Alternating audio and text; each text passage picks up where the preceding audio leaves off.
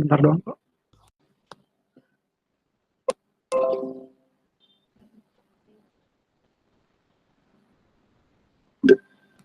Selamat datang dan selamat bergabung dalam mata kuliah Pajak Internasional. Untuk hari ini kita akan bahas tentang pajak penghasilan pasal 26. Ya, definisi dari pajak penghasilan pasal 26 itu adalah PPh yang dikenakan atau dipotong atas penghasilan yang bersumber dari Indonesia yang diterima atau diperoleh wajib pajak luar negeri, ya, selain bentuk usaha tetap di Indonesia. Ya, jadi PPh pasal 26 ditujukan kepada wajib pajak luar negeri, apakah itu wajib pajak orang pribadi maupun wajib pajak badan, yang mana penghasilannya itu bersumber dari negara Indonesia. Berarti Indonesia yang berhak untuk melakukan pemotongan pajak atas penghasilan tersebut. Ya. Lalu siapa sih pemotong pajak PPh pasal 26? Yang pertama adalah badan pemerintah, kemudian yang kedua adalah subjek pajak dalam negeri, yang ketiga adalah penyelenggara kegiatan, keempat adalah bentuk usaha tetap atau BUT, lalu yang kelima adalah perwakilan perusahaan luar negeri lainnya selain bentuk usaha tetap di Indonesia. Ya, ini adalah para pemotong pajak PPh pasal 26. Lalu bagaimana dengan tarif dan objek PPh pasal 26?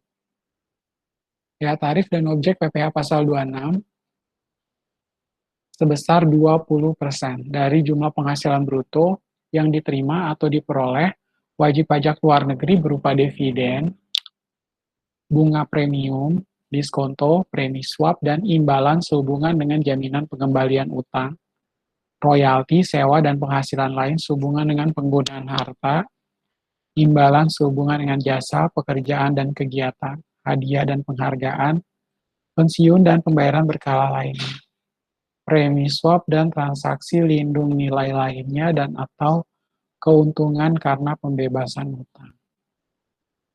Lalu, tarif 20% ini juga diberlakukan dari perkiraan penghasilan neto berupa penghasilan dari penjualan harta di Indonesia, premi reasuransi yang dibayarkan langsung, maupun melalui pialang kepada perusahaan asuransi di luar negeri, penghasilan dari penjualan atau pengalihan saham sebagaimana dimaksud dalam pasal 18 ayat 3C.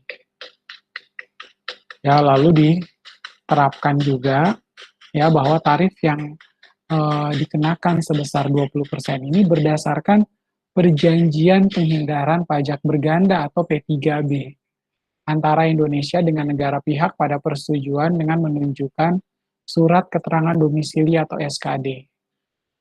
Lalu tarif PPh pasal 26 ini sifatnya final dan tidak bisa dikreditkan. Lalu apa sajakah yang bukan merupakan objek PPh pasal 26? Satu, ada BUT, ya ini dikecualikan dari pemotongan PPh pasal 26 apabila seluruh penghasilan kena pajak sesudah dikurangi pajak penghasilan dari BUT ditanamkan kembali di Indonesia, tetapi dengan beberapa persyaratan, diantaranya dilakukan dalam bentuk penyertaan modal pada perusahaan yang didirikan dan berkedudukan di Indonesia sebagai pendiri atau peserta pendiri, dan dilakukan dalam tahun pajak berjalan atau selambat-lambatnya tahun pajak berikutnya dan tahun pajak diterimanya atau diperolehnya penghasilan tersebut. Kemudian persyaratan berikutnya tidak melakukan pengalihan atas penanaman kembali tersebut paling sedikit dalam jangka waktu 2 tahun sesudah perusahaan tempat penanaman dilakukan berproduksi secara komersial. Lalu ada badan-badan internasional yang mana ditetapkan oleh Menteri Keuangan.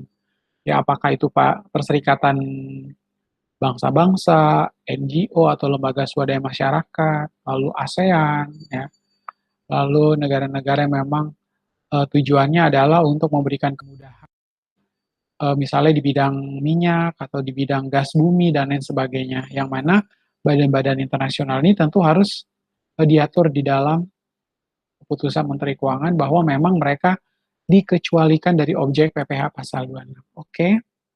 Demikian penjelasan dari saya. Silakan teman-teman pelajari PowerPoint yang sudah saya share di dalam Google Classroom. Terima kasih dan